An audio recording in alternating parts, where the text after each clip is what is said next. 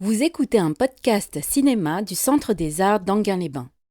Bonsoir, merci d'être là. Effectivement, alors ce qu'on s'aperçoit avec Capra, on creuse un peu le même sillon, mais je trouve qu'il y a quelque chose de presque addictif à voir ces espèces de variations un peu sur les mêmes thèmes. Encore faudrait-il savoir si c'est des thèmes qu'il propose.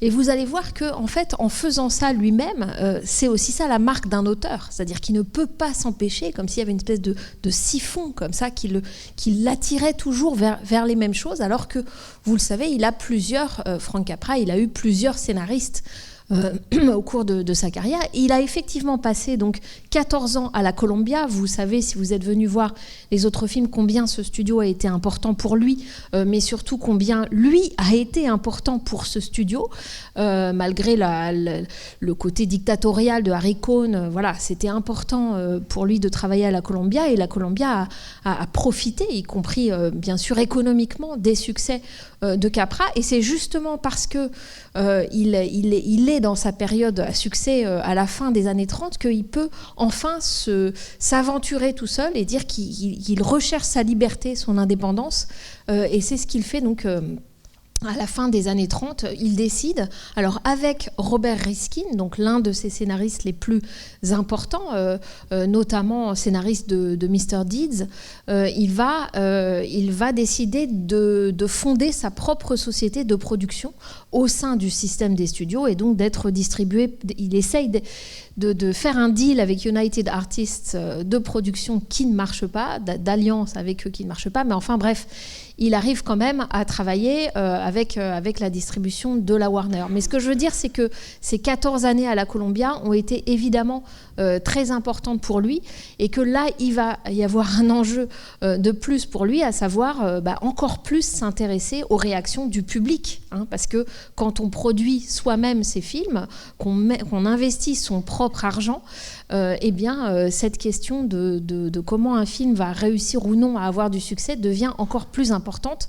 On ne peut plus aussi protester contre la production qui vous presse, qui vous met la pression, qui vous ralentit vos temps de tournage, puisqu'en fait, il le fait d'ailleurs, il le fait quand même pendant le tournage. Et puis, son associé et scénariste lui dit « Non mais attends, en fait, la production, c'est nous ». Donc, d'un coup, il se surprend à avoir comme ça des réactions de réalisateurs sous contrat, alors qu'en fait, il est sous contrat avec sa propre société de production. Donc c'est quand même important, mais vous allez voir qu'il reprend cet acteur, Gary Cooper, donc l'acteur de Mr. Deeds, et puis il reprend aussi la merveilleuse Barbara Stanwyck avec un Y, please, que vous avez vu dès le premier film qu'on a passé ici, La femme au miracle, et puis aussi avec Forbidden, Une vie défendue. Donc c'est merveilleux film du début des années 30, et vous allez voir qu'il y a un rapport entre Meet John Doe, donc l'homme de la rue, et la télé-évangéliste, la radio-évangéliste de La femme au miracle d'ailleurs. Voilà, bon, je ne vais pas introduire plus avant le film, je vous laisse le découvrir et puis on en parle après. Voilà, notamment qu'est-ce qui se passe dans cette réécriture permanente du rapport de Capra à la démocratie, mais je dirais aussi du rapport de Capra avec le public, avec nous, avec ses spectateurs, et comment lui, finalement, est-ce qu'il n'aurait pas lui-même, même en pleine gloire, ce fils d'immigré, cet immigré lui-même, est-ce qu'il n'aurait pas quand même un complexe de l'imposteur ? Voilà, je vous laisse en décider. Alors, il y a une chose que je n'ai pas dite, c'est que ce film a été donc tourné fin 40, début 41, et qu'il est sorti au printemps, en mars 1941, non sans avoir eu plusieurs fins, puisque vous connaissez le système des previews, qui font qu'on réajuste des films, et notamment cette fin, il faudra peut-être en reparler, mais je vais essayer d'être brève. aussi parce qu'on arrive, pour ceux qui ont vu plusieurs des Capra, à un point peut-être d'exaspération. Je disais qu'il y avait un plaisir dans le fait de voir les films d'un même auteur, si on peut appeler Capra un auteur, d'un même cinéaste, et en l'occurrence là, avec un scénariste qu'on a déjà vu à l'œuvre plusieurs fois. Mais évidemment, il y a aussi un phénomène d'exaspération, me semble-t-il, de ces variations autour de thèmes. Alors je disais thème, est-ce qu'on pourrait dire que Capra explore le cynisme et le dépassement, peut-être possible ou non, du cynisme? En tout cas, il me semble que c'est depuis le début de ce cycle, on tourne quand même autour de ça, de personnages très naïfs parfois, transplantés dans un milieu dont ils ne sont pas originaires et qu'ils ne connaissent pas, mais aussi en face de citadins ou de citadines très roués, enfin qui connaissent les ficelles d'un métier et qui essayent de les manipuler, mais qui sont évidemment dépassée par la force corrosive, elle aussi, d'une sorte de pureté, ou en tout cas d'une sorte de, ce qui est toujours dangereux, ou d'une sorte de naïveté. Alors là, il me semble qu'on arrive à la fois on peut trouver que ça ronronne trop si on a déjà eu les scénarios précédents, c'est-à-dire que ça reprend beaucoup et de Mr. Deeds et d'une certaine façon Monsieur Smith et même, je disais, la radio évangéliste de la femme au miracle. Donc, vous voyez que beaucoup d'éléments et de motifs de Capra sont là. Et en même temps, moi, il me semble que oui, il y a une forme d'exaspération de ces motifs qui, en elle-même, rend le film finalement assez étrange. Étrange, d'abord parce que je peux me tromper, mais moi je le ressens comme étant plutôt sur un mode mineur, et pourtant il déploie des moyens assez importants, notamment dans la grande scène de la convention où on voit Capra filmer des foules de manière quand même extrêmement maîtrisée, voire virtuose, mais mineur tout de même, parce qu'il me semble que rythmiquement, justement, il y a un léger ennui, il y a une sorte de silence, il y a une sorte de qui rappelle plutôt des films moins grands, d'une certaine façon moins majeurs que serait par exemple Mr. Smith ou même Deeds. Mais en tout cas, ce qui continue de m'intéresser, et je trouve qu'il va plus loin finalement que dans les précédents films, en tout cas il creuse ce sillon, c'est l'espèce de contrepoint ou de balancement, de contrepoids qui est fait entre le silence, justement, une forme de silence, y compris le fait que Capra a commencé pendant le cinéma muet. Donc il y a des scènes qui n'ont pas besoin des dialogues pour être des scènes, comme il y en avait dans le cinéma muet ou dans le cinéma muet burlesque. Donc il y a beaucoup de choses qui se passent qui sont hors dialogue. Des petits jeux, des petites façons des gestes, des gestuels, etc.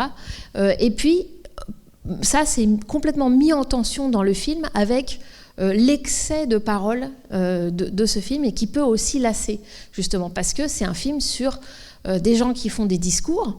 Donc vous vous souvenez du grand discours au procès de Deeds, joué par Gary Cooper dans Monsieur Deeds, donc qui tout à coup, finalement, après un long silence, répondait enfin à toutes les accusations qu'on lui faisait, et répondait de manière virtuose, non pas en défendant sa cause, son cas, lui-même, mais en pointant sur la façon dont fonctionnaient les autres gens qui avaient produit des discours sur lui. Et puis, on pourrait dire, deuxième étape de cette espèce de geste des discours chez Capra, c'était évidemment Smith et la technique discursive qui consiste à ne plus rendre la parole, le filibustering que Smith fait au Sénat. Ici, qu'est-ce qu'on a? Et c'est ça qui me semble être la particularité de ce film-ci, c'est que contrairement à Deeds, qui croit en quelque chose, qui est quelqu'un de la campagne, d'une small town, d'une petite ville, mais il a ses propres principes, ses propres valeurs, et il les apporte et il les confronte aux snobs, aux literati, comme on dit en américain, de la ville. Bon. Et puis Smith, bien sûr, il a pour lui toute la démocratie américaine dans ses principes qu'il va mettre à l'épreuve du fonctionnement corrompu du Sénat tel qu'il fonctionne à la fin des années 30. Là, la différence, me semble-t-il, c'est que justement, John Doe est un personnage fictif dans le récit même du film. Alors John Doe, si jamais c'est pas quelque chose de connu, c'est un nom qui existe, puisque même, y compris, on le regardait tout à l'heure, dans l'Angleterre, c'est un terme légal qui est utilisé quand il y a des anonymes, quand il y a des gens qu'on ne connaît pas, qu'on trouve, par exemple, sur la voie publique, ou enfin voilà, c'est quoi en français l'équivalent Monsieur X, voilà, bon, D'ailleurs, Monsieur Smith, d'une certaine façon, c'était déjà aussi une façon d'anonymiser et de rendre générique ce terme. Bon, c'est un terme qui existe déjà, le film ne l'a pas évidemment créé. Ce que je veux dire, c'est que là, les discours ne sont pas tenus par Long John Willoughby, le personnage joué par Gary Cooper. Ils sont écrits. Ils sont écrits par quelqu'un d'autre. Ils sont écrits par la journaliste jouée par Barbara Stanwyck. Et ça, quand même, ça change tout. Et d'ailleurs, Robert Riskin, le co-scénariste avec Capra du film, c'est lui qui a repensé à une nouvelle qu'il avait lue en 1922, sauf qu'en fait, il a modifié cette nouvelle pour faire que justement, ce soit pas l'histoire d'un type qui, dans la nouvelle, c'est ça, c'est l'histoire d'un type qui écrit, qui va se suicider, etc. Donc dans la nouvelle, c'est vraiment lui. Il y a vraiment un anonyme qui dit « j'en ai marre de ce monde pourri » et le 24 décembre, je vais me suicider du haut de la tour de la mairie. Dans la version Riskin, c'est beaucoup plus tordu, mais beaucoup plus intéressant, puisqu'il est le produit de quelqu'un d'un peu cynique, enfin, ou du monde de la presse. Il est là pour vendre du papier. Il est créé de toutes pièces. Son discours, les discours sont écrits. Sa vie, sa biographie, d'ailleurs, elle le dit au début, hein, il y aura tous les jours, il y aura une petite histoire, il y aura une colonne qui racontera comment il est allé à l'école, etc. Donc c'est un personnage à la fois générique pour pouvoir, une fois de plus, pour Capra, nous parler du peuple. Qu'est-ce que c'est que le peuple ? Est-ce que c'est quelque chose de générique ? Est-ce que c'est une idée ? Est-ce que c'est une personne ? Comment on peut l'incarner ? Comment il peut être pluriel tout en étant pas manipulable ? Voilà, c'est vraiment complètement le centre du cinéma, on pourrait dire politique, mais en tout cas aussi de la tentation populiste, bien sûr, de Capra. Et donc là, ce que je trouve très intéressant, c'est que c'est quelqu'un qui est écrit par quelqu'un d'autre. Évidemment, ça complique tout. C'est-à-dire que ça paraît simple ou simpliste, l'histoire, parce qu'on se souvient beaucoup de cette fin qui est un peu difficile à avaler dans son côté un peu mélodramatique, un peu hâtif, mais on en reparlera peut-être. Mais en fait, le fait qu'il ne soit pas de lui-même quelqu'un qui vient et qui dit « je vais me jeter », mais qu'il soit écrit par cette femme et par tous ces autres relais de presse, change beaucoup de choses. Voilà, donc déjà je voulais poser ça. Ce qui me frappe, c'est en réalité la complexité des différents modes de discours ou modes d'excès de discours qu'il y a dans ce film, parce qu'il me frappe comme étant vraiment très très chargé en dialogue, alors donc un peu, trop bavard, mais en même temps à chaque fois c'est très pensé sur dans quelle situation d'énonciation en quelque sorte on est, et c'est très complexe finalement dans la représentation du public. Là encore, on pourrait croire que c'est très simple. Les spectateurs, c'est la masse des petites gens qui viennent par milliers à la convention, notamment le dernier. Oui, c'est vrai d'une certaine façon, mais en réalité non, parce que Capra réfléchit sur l'idée, comment on fabrique cette idée des petites gens. Et à un moment, vous voyez d'ailleurs qu'il y a des gens lilliputiens, je ne sais pas si on emploie encore ce terme, qui viennent poser avec lui en disant, voilà, il symbolise, et quelqu'un remarque à côté, ah oui, d'accord, il symbolise les petites gens, little people. Et là, on se dit, ah oui, d'accord, alors c'est d'un cynisme, tout est une question de mise en spectacle, de représentation. Donc, le film n'arrête pas de penser cette spectacularisation du peuple et comment le peuple se retrouve ou ne se retrouve pas dans les images qu'on lui propose. Comment, comme on dit en américain, I buy that. Est-ce qu'ils achètent ce miroir, cette représentation de même que leur donne la presse, les politiciens qui sont censés de fait les représenter, vraiment au sens politique du terme, et Capra n'arrête pas il bourre le film, il remplit ce film de questionnements comme ça, de représentation du public et donc aussi de convocation du public. C'est pour ça qu'il y a plusieurs fois des meetings, etc. et que c'est de plus en plus complexe jusqu'à cette fin qui fait un peu penser d'ailleurs, j'allais dire, dans le fait qu'elle désemplit le cadre, puisqu'on n'a plus des foules à la fin en haut de la tour, mais qu'on a quand même des espèces d'instances, de petits groupes, un peu comme, alors peut-être pas comme dans un western et un duel, mais vous voyez ce que je veux dire, il y a moins de gens, mais ils sont mis face à face et ils sont comme aussi stylisés, c'est-à-dire qu'on a à la fois le groupe des puissants qui s'incarne dans ce Edward Arnold que vous avez déjà vu, si vous avez vu les autres Capra, dans sa masse, dans son calme aussi de dominant, riche, d'oligarque, et qui ne bouge pas, qui reste comme ça. Et puis en face, on a le jeu un peu délibérément, alors j'allais dire hystérisé, mais c'est un terme difficile aujourd'hui à manipuler, mais de Stanwyck, qui délibérément à la fin est plus dans quelque chose de mélodramatique. On voit d'ailleurs que le filmage n'est pas du tout le même, c'est-à-dire que c'est presque flou, tellement elle bouge, enfin c'est pas du tout des plans avec un soft focus glamour à la fin.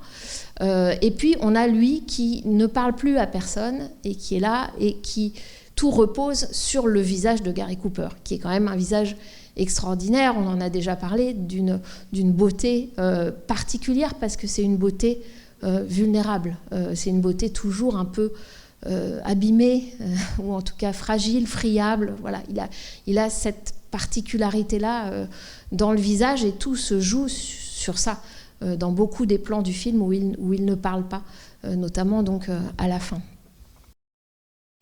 Vous dites, il y a une mise en abîme donc de John Doe, et une mise en abîme entre le personnage et l'homme. Et moi, je vous dis, non, je ne suis pas d'accord. Parce qu'en fait, l'homme, justement, il existe.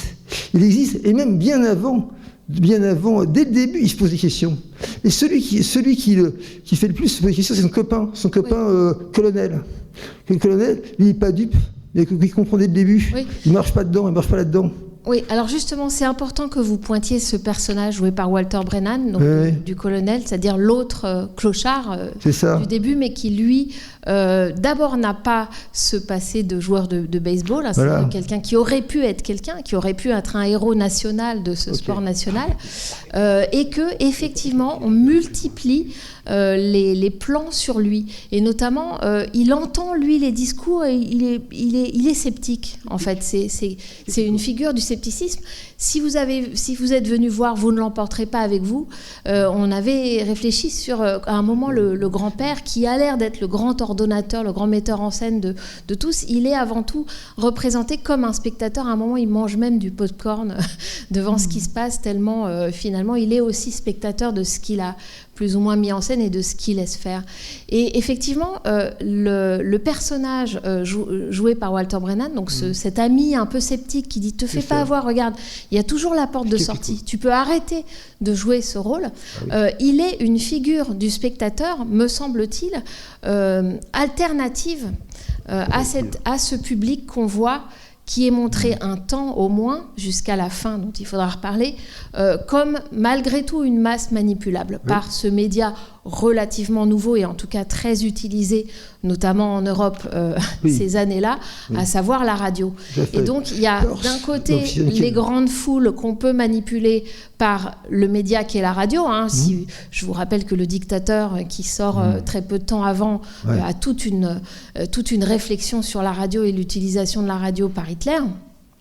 Donc voilà, Capra est très admiratif de Chaplin, qu'il n'arrive d'ailleurs pas à joindre, qu'il veut joindre à ce moment-là, et Chaplin lui met un vent. Et bon, c'est un grand regret de Capra, mais évidemment qu'ils réfléchissent à tout ça, et que Capra, comme Chaplin, ne pense pas que le public doit être une masse manipulable. Je vous avais dit, il ne pense pas à la foule, Capra, comme à une masse. Il refuse que le grand nombre, que le peuple soit une masse. Et donc je pense que c'est intéressant qu'il ait inventé ce personnage de spectateur incarné par l'ami de celui qui n'a pas choisi de prendre les $50 au début, et qui est peut-être nous, enfin qui est peut-être en tout cas une version un peu idéale du spectateur, mais modeste en même temps. Merci. Oui, tout ce que vous avez dit me paraît vraiment très intéressant, bien sûr. À propos de la radio, je voudrais dire que c'est la présidence de Roosevelt, et parce qu'on n'a pas encore mentionné, et Roosevelt, j'espère que je ne parle pas trop fort là. Roosevelt, c'est extrêmement novateur comme manière de s'adresser au peuple américain. Et il a inauguré quelque chose de fondateur en fait dans ses rapports avec ce peuple américain qui est sacralisé dans le film. Effectivement, sous la forme des chats, des fireside chats, c'est-à-dire des causeries au coin du feu, qui seront repris des années plus tard. Mais voilà, là il y a un rapport, donc des causeries au coin du feu, à la radio, le peuple américain écoute, c'est un moment privilégié qui incarne justement ce grand mythe de la démocratie américaine. Donc ça, c'est une chose que je voulais souligner. Oui, oui, allez-y. C'est un mythe, bien sûr. Oui. Mais et l'autre chose, c'est que quand vous avez parlé de cynisme, alors pour moi, il y a deux choses. Il y a le personnage effectivement qui accompagne le vagabond, le tramp. Et lui, il serait plutôt du côté des cyniques tels qu'on les concevait dans l'Antiquité. C'est Diogène en fait. C'est le vagabond qui est complètement démuni, qui s'oppose à tout ce qui peut être valeur matérialiste. Donc ça, c'est d'un côté, et aux antipodes, on a bien sûr ce cynisme cruel et qui nous accable en tant que spectateurs, qui est le monde de l'argent, du succès, la manipulation, le monde de la politique dans tout ce qu'il peut avoir de plus abject, de plus bas. Le terme de bassesse est utilisé. Donc on est effectivement pris comme ça dans une sorte d'étau entre ce cynisme qui confine au nihilisme. En fait, on ne croit à rien, tout est... tout se ressemble, on met tout au même niveau, rien ne vaut la peine qu'on s'y intéresse et qu'on s'investisse et qu'on y croit. Et de l'autre côté, donc, ce pouvoir complètement manipulateur, complètement qui opprime, complètement opprimant, voilà. Oui. Et alors la troisième chose que j'aurais aimé dire, c'est, alors ça je ne sais pas si c'est par rapport à Obama en fait, quand vous avez parlé de cynisme. J'ai pensé au discours d'Obama. Je précise que je suis prof d'anglais, donc il y a des choses pour moi qui sont des repères assez nets dans l'histoire américaine. Devant la convention démocrate, le fameux discours de 2004, où à la fin, en fait, il pose les choses très clairement. Est-ce qu'on doit être favorable, est-ce qu'on doit pencher pour la politique de l'espoir, ou est-ce qu'on doit se tourner vers la politique du cynisme? Il oppose. Et en fait, je pense aussi au titre de The Audacity of Hope, l'audace de l'espoir. Donc on est tout à fait dans la problématique en fait qui correspond à celle des discours. Alors de propagande ou pas, ça après c'est un point de vue personnel d'Obama, avec justement d'un côté la politique de l'espoir. Il utilise très souvent ce terme de voisin, d'un neighbor. Qui a des connotations bibliques, bien sûr, et de l'autre, c'est cette politique du cynisme qui est celle, selon lui, du Parti républicain. D'accord. Alors sur votre troisième point, rappelez-moi de parler en relation avec ça de la fin. De la fin et du catholicisme de Capra sur l'époque.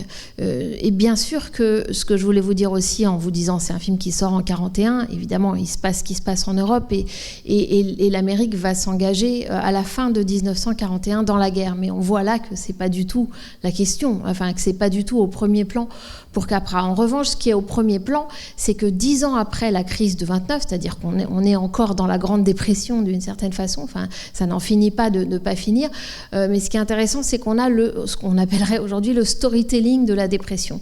C'est-à-dire, c'est ça que je voulais dire aussi dans le cynisme, c'est-à-dire que la presse et les politiciens se sont complètement saisis de la détresse économique qui a voilà, depuis des années, et donc on a des discours maintenant qui sont produits là-dessus, sur la figure du hobo, la figure des petites gens, la figure, voilà, tout est déjà mis en discours, et c'est ça qui est intéressant dans ce cinéma de 10 ans après la dépression, c'est qu'en fait toute la société voilà, a produit un discours sur ce que c'est. Donc ça, je trouve ça intéressant. Et la deuxième chose sur cette époque et sur la force de la parole, etc. Justement, Frank Capra lui-même, qui a l'air de faire un cinéma à message d'une certaine façon, puisque vous disiez, voilà, l'espoir versus tout abandonner, plus rien n'a de sens, de toute façon on va laisser le marché, enfin, les plus riches écraser les plus pauvres, etc. En fait, Capra, il est complètement tiraillé. C'est pas du tout quelqu'un qui veut absolument mettre un message. Il a ce moment, puisque Jean-Paul a relu les mémoires récemment, ce moment dont je vous avais parlé où il est visité à l'hôpital par ce petit homme qui lui dit bon, ça suffit les conneries, ça suffit les divertissements, tu as eu un grand succès avec New York, Miami, mais maintenant il faut utiliser ton aura pour faire passer le message, mais finalement assez peu. Enfin, c'est pas quelque chose qui l'habite vraiment. Et au contraire, il est aussi quelqu'un qui se méfie d'un cinéma qui serait instrumentalisé par un quelconque message. Donc il est toujours en train de tenir les rênes aussi de ces scénaristes qui sont plutôt des gauchistes, plutôt, en tout cas dans le cas de Riskin, très clairement, des intellectuels de gauche ou des Rooseveltiens, etc. Et lui est beaucoup plus dans une histoire, des personnages, l'incarnation, son travail avec les acteurs, le rythme, les dialogues, etc. Et j'aime bien qu'il y ait cette tension chez Capra, qu'il y ait les deux, que bien sûr, et c'est l'Amérique, la démocratie, tout ça est bien sûr discuté, mais c'est discuté par quelqu'un qui a d'abord le cinéma dans la peau, d'une certaine façon, et qui même quand il va être félicité par Roosevelt en 1943, va être malgré tout flatté, mais en même temps, et qui même s'il va s'engager dans la guerre par la suite et faire toute une série de films directement de propagande, là pour le coup, Why We Fight, donc pourquoi nous combattons, donc il va être complètement là-dedans, mais seulement après mûre réflexion. Et parce que la guerre bat son plein et que l'Amérique y est à fond, je dirais. Mais avant, et là on est juste avant, il est plus justement dans ce côté tiraillé de est-ce que... Et c'est intéressant parce que Capra a contribué à la formation d'une sorte de conseil qui va dire mais en fait Hollywood va investir le service du cinéma de l'armée, des armées. Signal Corps, je crois que ça s'appelle. Donc, en fait, au lieu de les laisser faire le cinéma de propagande, à un moment de l'histoire, c'est-à-dire la Deuxième Guerre mondiale, Hollywood va dire, mais en fait... Et donc Capra, il est vraiment l'un des rares cinéastes à faire partie de ce conseil et à dire mais oui, il vaut mieux que ce soit Hollywood, le cinéma dans tout ce qu'il sait faire, raconter des histoires, etc. et filmer des gens, il vaut mieux qu'on prenne momentanément les rênes de ce cinéma de propagande plutôt que de faire l'inverse. Et de finalement de faire investir Hollywood par des gens qui viennent de la propagande. Vous voyez ce que je veux dire ? Et donc, il décide de faire ça à un moment donné. Mais sinon, lui, juste avant, là on est juste avant dans son cinéma, en fait ça reste à l'état de tension, de questionnement, et je pense que les deux formes de cynisme que vous avez très bien détaillées, bon, il y en a peut-être une troisième qui est la petite bourgeoisie qui se fait manipuler des deux côtés, enfin qui est un peu entre les deux, puisqu'elle aimerait bien avoir, un manteau de fourrure, voilà. Elle aimerait bien ne pas perdre son travail, elle aimerait bien... Bon. Mais en tout cas, ces deux formes de cynisme, c'est aussi un cynisme, qui le tente lui, véritablement, je pense, comme personne. C'est-à-dire que c'est pour ça que je vous disais avant, je pense qu'il se projette, Capra, cinéaste, se projette dans ce personnage très friable, enfin très, très vulnérable, parce qu'on se demande si c'est un pantin, parce que c'est effectivement un imposteur. Mais il le dit, mais tout ça l'idée est plus importante que le fait que je suis un imposteur, dit-il. On veut bien le croire, mais quand même, c'est-à-dire qu'on suit quand même c'est plus Mr. Deeds et c'est plus Mr. Smith. C'est quelqu'un qui est à moitié un homme creux, quoi. Et donc, je trouve intéressant c'est pour ça que je trouve ça radical au fond, que Capra, cinéaste à succès, etc., qui n'a plus à prouver qu'il a qu'il a une maîtrise de son art, il se projette dans ce type qui est un imposteur. Je pense qu'il était habité par ça, par l'idée qu'il y a quelque chose de l'ordre de l'imposture, de faire un cinéma populaire ou populiste alors qu'on est devenu millionnaire en le faisant. Vous voyez ?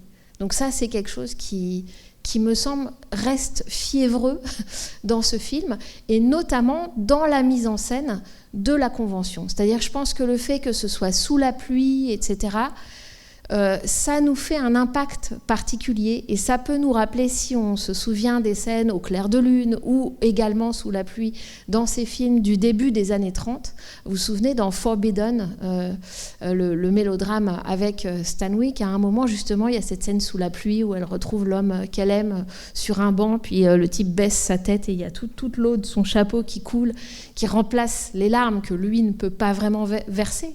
Il n'a pas un cœur suffisamment gros pour ça.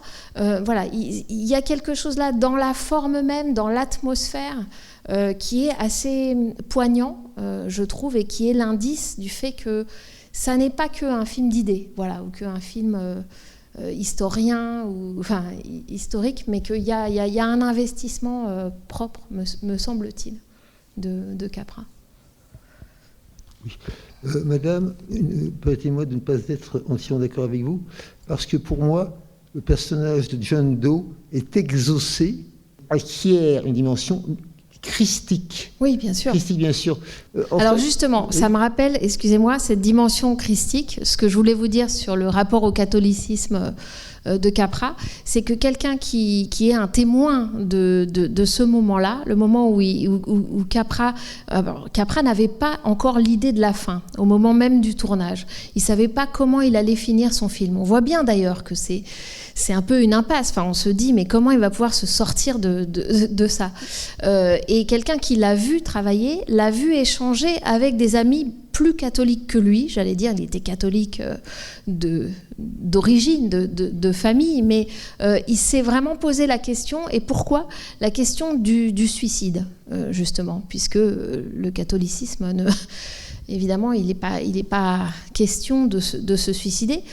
Sur cette dimension christique, elle est évidente, elle est dite dans le film, hein, y compris à la fin quand elle dit le premier il y a 2000 ans, et puis elle était très évidente aussi dans Monsieur Smith, dans l'espèce de calvaire physique qu'il y a à tenir la parole pendant des heures et des heures au Sénat jusqu'à l'évanouissement. Là aussi, il y a un évanouissement, mais c'est l'évanouissement de la femme. C'est encore autre chose, mais c'est toujours ce rapport entre le discours et le corps. Le corps quand il ne peut plus parler et quand on est au-delà du discours et qu'il y a une incarnation suprême au moment où elle faillit, justement. Mais sur cette question du catholicisme, je voulais vous en parler parce qu'il y a eu plusieurs fins donc, envisagées, et je voulais juste vous les je les ai pas toutes en tête. C'est pas comme si on avait toutes les. Mais quand même, il s'est vraiment posé la question de comment finir. L'une des deux très très grandes tentations qu'il a eues, y compris Riskin, donc le scénariste, était pour, c'était qu'il se suicide, bel et bien. C'est-à-dire qu'effectivement là, voilà, il y va, il dit qu'il va se suicider et il se suicide.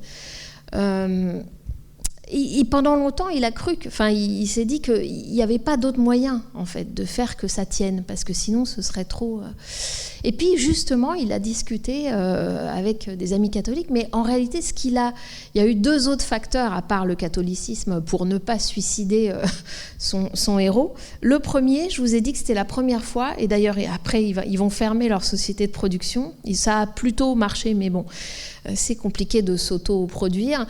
Il y a un enjeu commercial. Et donc, c'est difficile de mettre une fin tragique, justement, à un film hollywoodien. Et il a résumé Capra en disant, bien des années après, on ne tue pas Gary Cooper. Il n'a pas mérité qu'on le tue. Et puis, on ne tue pas Gary Cooper. Mais en plus, quand on entend cette phrase, on ne fait pas ça à Gary Cooper, on ne tue pas Gary Cooper, mais on est d'accord, me semble-t-il. Ce que je veux dire, c'est qu'on ne fait... Justement, il y a sacrifice. Il ne faut pas sacrifier comme ça pour sacrifier. Donc c'est grave. Si on tue Gary Cooper, il faut vraiment en avoir sous le pied. Bon, je pense qu'il sentait que là, il y avait quelque chose qui n'allait pas, une sorte de problème. On ne tue pas impunément Gary Cooper. Bon, donc pour une raison commerciale, mais je crois au fond pas seulement. On ne fait pas ça. On ne fait pas ça aussi au public, quoi. On fait pas... voilà. Bon. Alors, ensuite, il y a eu des previews, donc des avant-premières, et il a rechangé encore des choses. Soit en retournant des morceaux, soit parce qu'il avait justement tellement pas trop d'idées sur sa fin qu'il a beaucoup tourné de métrages, donc il avait à disposition des choses qu'il a pu remonter.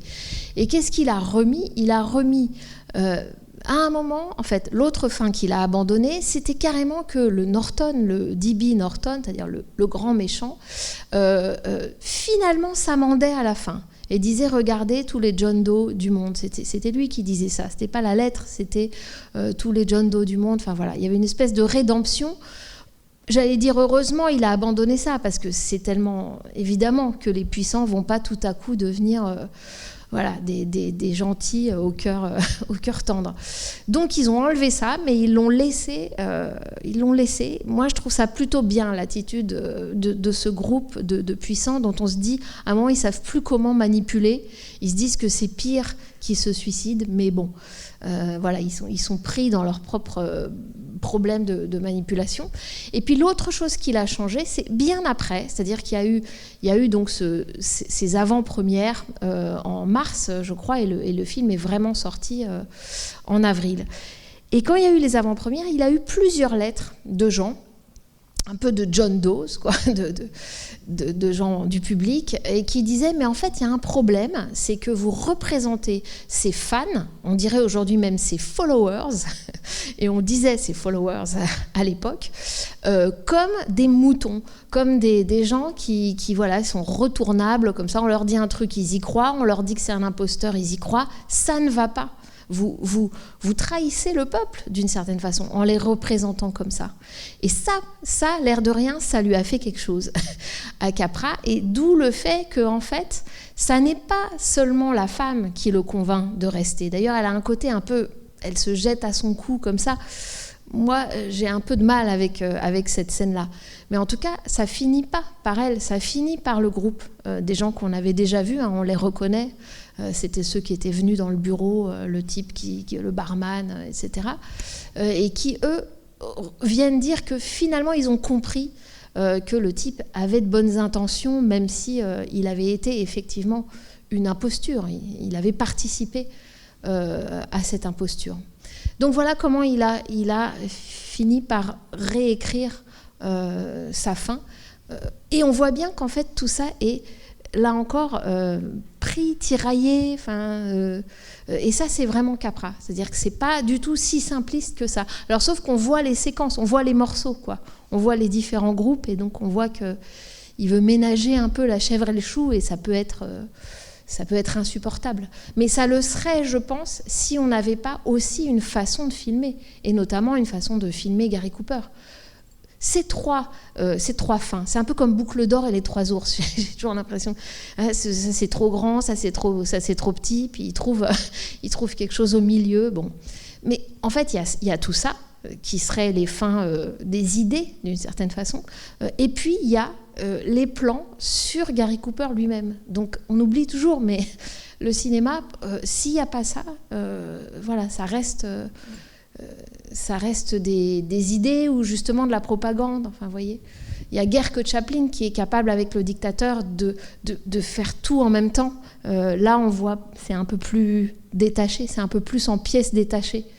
Mais c'est difficile d'arriver à une densité comme ça, il me semble. Je voulais juste rebondir sur ce qu'on disait par rapport au contexte historique, en fait, et l'Allemagne nazie, parce que pour le coup, dans ses fameux mémoires, en fait, il en reparle un petit peu à ce moment-là, du fait que ça, voilà, l'Allemagne bascule dans le totalitarisme, etc. Et il décrit un peu les méthodes d'Hitler. Mais moi, j'ai pensé dans ce film-là, évidemment, avec les grands rassemblements, la manipulation de masse via les médias, etc.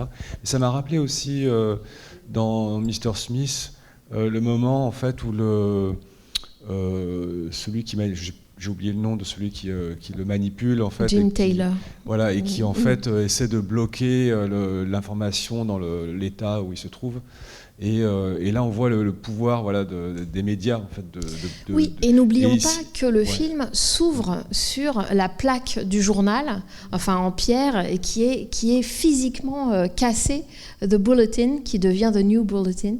Et ça, moi, je trouve ça, à chaque fois que je le revois, je trouve ça très très fort. Parce qu'en plus, après, bien sûr, au début, c'est la salle de presse et tout ça, mais après, le film va ailleurs.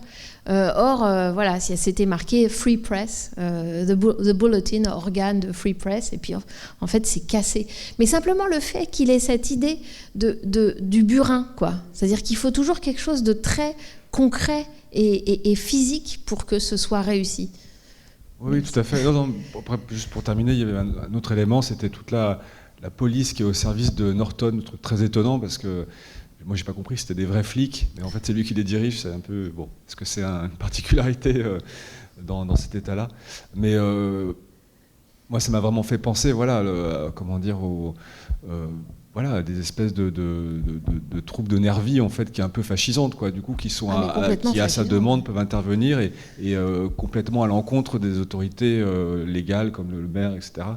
Oui, d'un seul coup, il fait ce qu'il veut, en fait, il commande tout le monde. Voilà. Il montre bien comment la représentation de Small Town America, donc cet idéal de village, de aime ton voisin, de solidarité, de petite communauté, etc., comment elle est articulée et manipulée pour être figée en une idéologie qui ensuite peut rapporter des voix via différents moyens, et notamment des moyens directement fascisants comme des hommes de main, et puis même, enfin, de même qu'on voit au début le burin sur la plaque du journal, à un moment il coupe les fils. Voilà, c'est ça le pouvoir ultime, c'est de couper le micro, c'est excellent.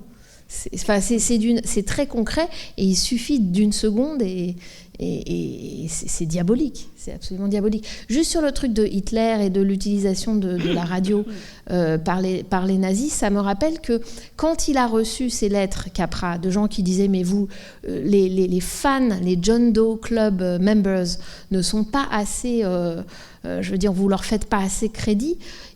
Comme je vous ai dit, il a un peu changé la fin, mais quand même, il restait convaincu que c'était réaliste, effectivement. Je me souviens, et il disait, mais regardez ce qui se passe en Allemagne. Il ne faut pas non plus, je suis quand même conscient. Et effectivement, en Allemagne, les gens votent en masse pour Hitler, etc. C'est pas l'affaire de quelques personnes. Donc il a aussi ça comme argument. C'est pas un fantasme de foule manipulable. Ouais. Oui, alors c'est bien qu'on parle du début du film, parce que moi j'avoue que j'ai beaucoup aimé le début, après j'ai eu un petit peu de mal avec tout le blabla. Je trouvais que dans tout le début, on abordait beaucoup de sujets qui nous sonnent bien aux oreilles aujourd'hui, entre les fake news, en fait, qu'on crée là, effectivement. Aussi, la façon dont elle est traitée, elle, en tant que femme. Il y a eu plein de petits mots qui étaient, à un moment, ils lui disent « mais vous voulez pas aller faire un enfant et fonder une famille ?» Plusieurs même. Et il y avait beaucoup de sujets, finalement, qui reviennent. Et donc, ça, c'était assez intéressant. Et surtout, je voulais parler d'une petite scène, moi, qui m'a pas mal marquée. Déjà parce qu'elle était silencieuse, ni musique, ni parole. Au cours de la convention, ils sont sous la pluie et ils font une minute de silence pour tous les John Doe. Et tous, et en fait, on ne voit que des parapluies. Alors, je ne sais pas s'il y a une symbolique. Est-ce qu'on peut expliquer la symbolique ? Le fait, au lieu de voir des visages, alors qu'on voit des visages souvent on parlait donc de toutes ces figures caractéristiques, ces trombines, en fait, qu'on voit chez Capra dans toutes les foules. Là, pour une fois, il nous montre une foule de parapluies. Et je trouvais ça assez étonnant et intéressant. Mais moi, je trouverais même que j'espère qu'il n'y a pas de symbolique, enfin, d'une certaine façon. C'est-à-dire que, de même qu'il a fait Rain or Shine, même à la fin des années 20, à un moment sur un cirque, puis il y a un orage, etc. Les scènes de pluie, il aime beaucoup ça. Ce que ça fait visuellement, ce que ça crée visuellement. Alors là, c'est vrai que ça les anonymise encore plus. D'une certaine façon, ils sont tous avec leur parapluie noir et ça crée un effet, je veux dire, graphique. J'allais dire esthétique, mais pas seulement de beauté, mais justement de masse et en même temps d'individualité, mais semblable, qui me semble presque se suffire à lui-même. Donc j'espère que ça ne veut pas dire quelque chose, mais je peux me tromper. Mais c'est vrai que c'est aussi ça. C'est-à-dire que les scènes de foule, c'est très difficile à faire ça. C'est pas... il faut vraiment un sens, j'allais dire, rythmique, musical de l'image, enfin, si vous voyez ce que je veux dire. Donc graphique particulier. Mais ouais, c'est... À part chez Demy... ouais. Ça part un peu dans tous les sens. Bon, je voudrais pas manquer de respect à Capra, mais il faut quand même s'accrocher, quoi. Ceux qui étaient pour, ils sont contre, ensuite ils redeviennent pour, et ils reviennent, et ils partent, et waf ! Et ensuite, la réflexion que tout ça me fait, elle est sur le populisme. Il y a deux choses. Il y a premièrement, la question, c'est comment parler de comment le peuple se fait manipuler sans le montrer manipulable. Ça, bon, ok, hein, je veux dire. Et ensuite, à la fin, on sort avec l'idée que on vous a compris. Vous avez essayé de nous manipuler, vous nous aurez pas. Qui est peut-être la lueur d'espoir, on pourrait dire.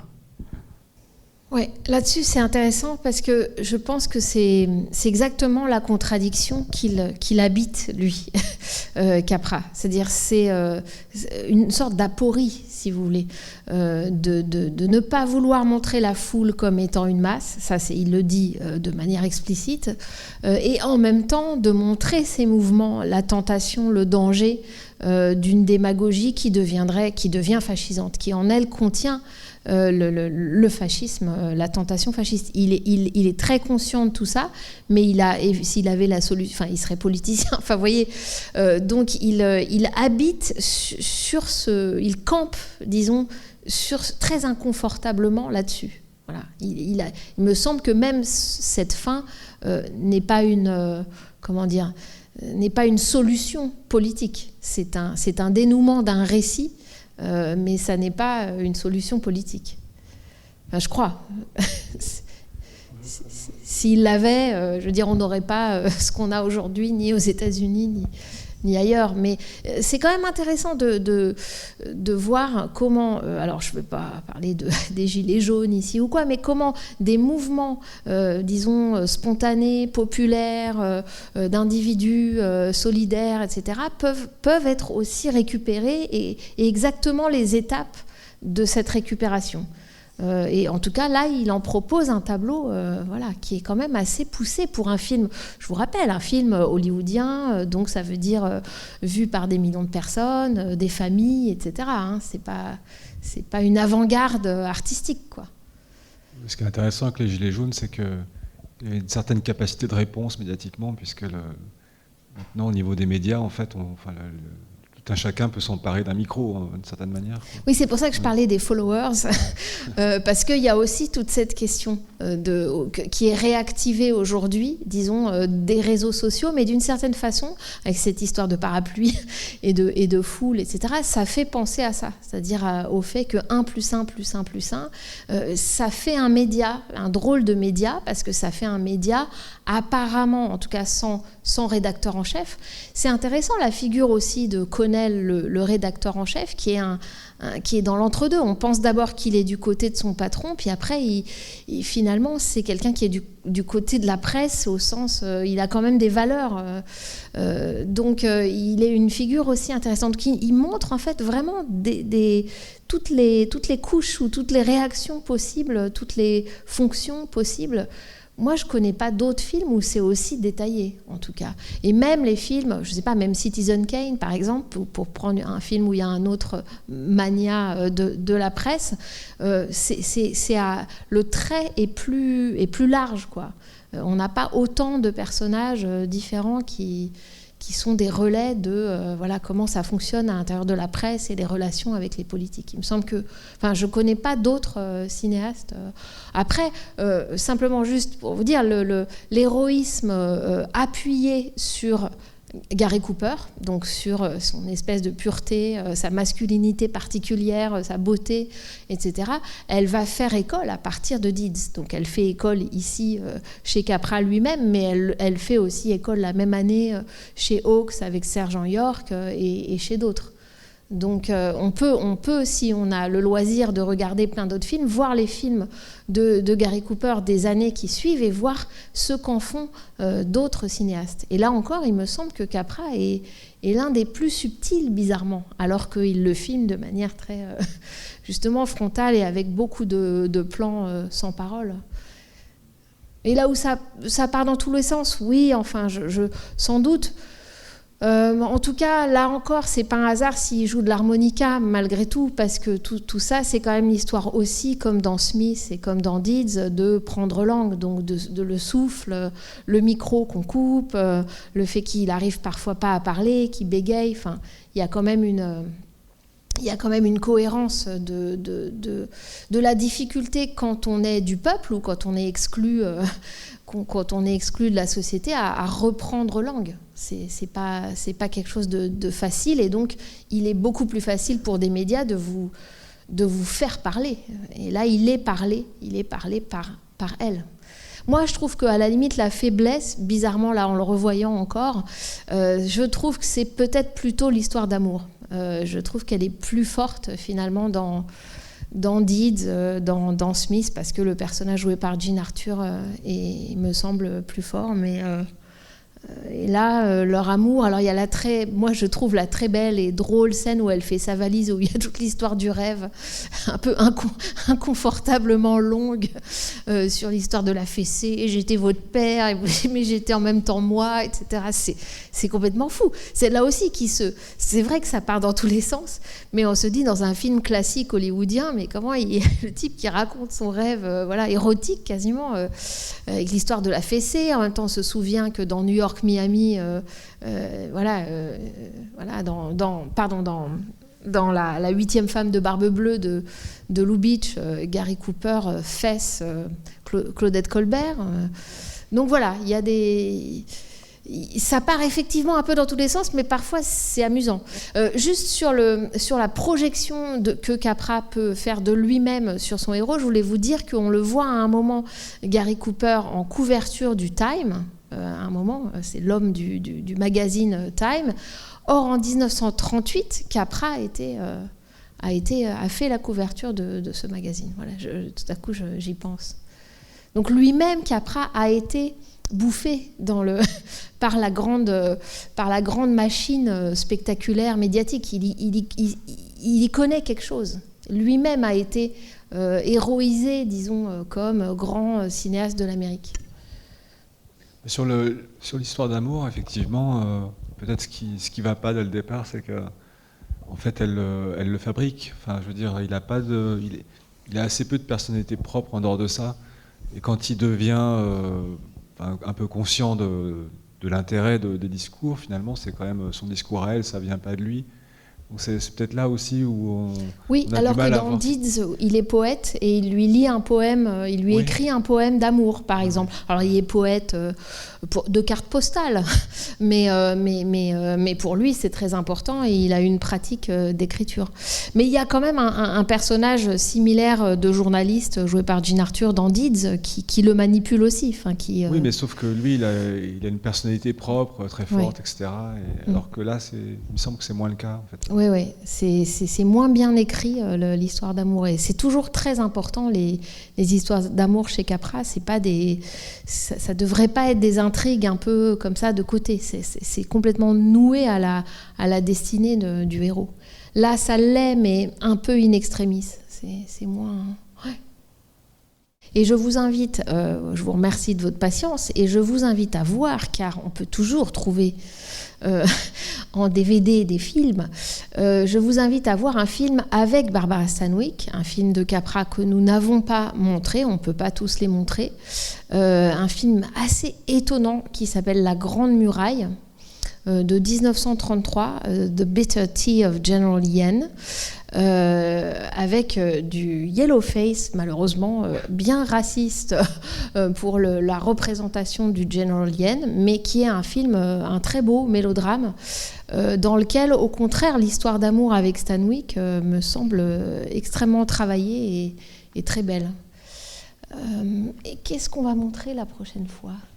Alors, en fait, le dernier, en juin, le cycle se termine donc, avec la vie est belle. Ce sera La vie est belle. Ouais. On va passer, donc, parce que juste après, si j'ai bonne mémoire, il a fait Arsenic et vieille dentelle, c'est ça ?